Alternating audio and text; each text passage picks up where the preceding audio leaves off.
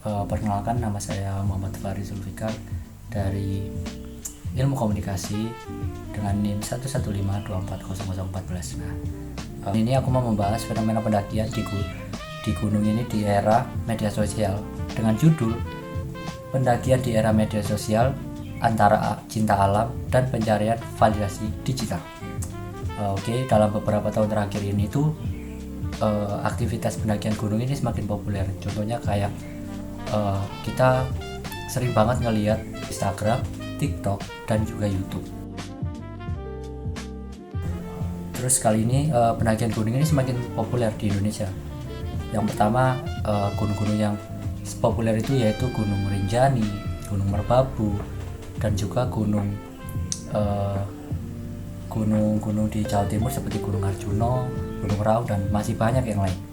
Fenomena ini tuh menunjukkan bahwa media sosial memiliki peran besar dalam membentuk minat masyarakat terhadap aktivitas pendakian itu sendiri.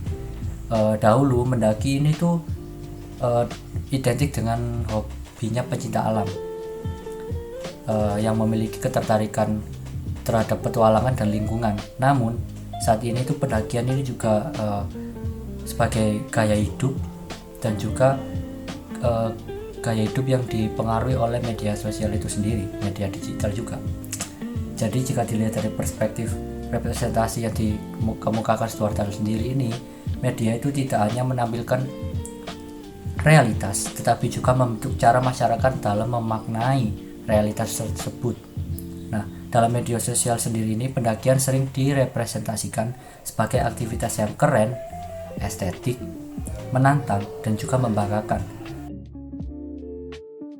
Gunung dengan latar yang sangat-sangat bagus dan juga sangat-sangat indah itu juga menjadi daya tarik teman-teman ini untuk melakukan pendakian itu sendiri. Bisa mendapatkan banyak like, komentar, dan apresiasi dari pengguna lain.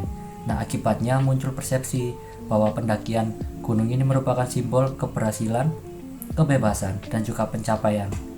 Nah, banyak orang kemudian tertarik melakukan pendakian ini karena melihat representasi positif tersebut, teman-teman. Namun yang perlu dikritisi adalah apakah motivasi mereka itu benar-benar karena kecintaan alam atau hanya validasi saja. Nah, untuk fenomena ini juga dapat dianalisis menggunakan konsep budaya digital. Di era digital, pengalaman pribadi tidak lagi hanya dinikmati secara langsung, tetapi juga dibagikan kepada publik melalui berbagai platform media sosial. Aktivitas mendaki yang sebelumnya bersifat personal kini menjadi konten yang dapat dikonsumsi oleh banyak orang itu sendiri. Semakin menarik konten yang dibuat, semakin besar pula peluang memperoleh perhatian dari audiens. Selain itu, terdapat proses komodifikasi dalam fenomena ini. Komodifikasi adalah proses ketika sesuatu yang awalnya memiliki nilai sosial juga budaya berubah menjadi komoditas yang memiliki nilai ekonomi. Dalam konteks pendakian, pengalaman menikmati alam seringkali diubah menjadi konten digital aja yang dapat menghasilkan keuntungan berupa popularitas, kerjasama dengan merek, perlengkapan outdoor, hingga pendapatan dari media sosial. Tidak hanya itu, berbagai merek perlengkapan pendakian juga memperoleh keuntungan dari meningkatnya masyarakat terhadap aktivitas mendaki, tas carrier, jaket gunung, dan juga sepatu hiking, hingga perlengkapan dokumentasi menjadi produk yang semakin diminati. Dengan demikian, tren pendakian tidak hanya berkaitan dengan aktivitas rekreasi saja, tetapi juga terhubung dengan industri, budaya, dan ekonomi.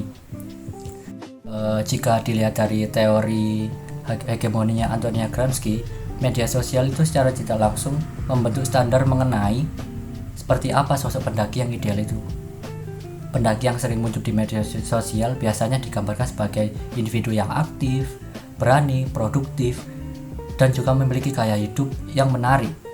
Dan ini masyarakat tuh menerima gambaran tersebut sebagai sesuatu yang normal dan ideal. Dari sisi positifnya sendiri, tren pendakian itu berkembang melalui media sosial mampu meningkatkan minat masyarakat terhadap wisata alam Indonesia. Banyak orang menjadi lebih mengenal wisata, banyak orang lebih mengenal keindahan alam yang sebelumnya kurang diketahui itu sendiri, teman-teman. Peningkatan jumlah wisatawan juga dapat memberikan manfaat ekonomi bagi masyarakat sekitar kawasan wisata itu sendiri.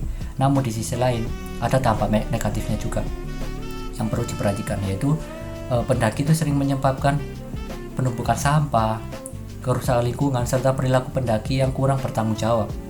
Tidak sedikit pula orang yang melakukan pendakian tanpa persiapan fisik maupun pengetahuan yang memadai hanya demi mengikuti konten dan juga tren yang ada. Pada akhirnya fenomena pendakian di era ini itu menunjukkan bahwa media memiliki kekuatan besar dalam membentuk makna, identitas, dan juga perilaku.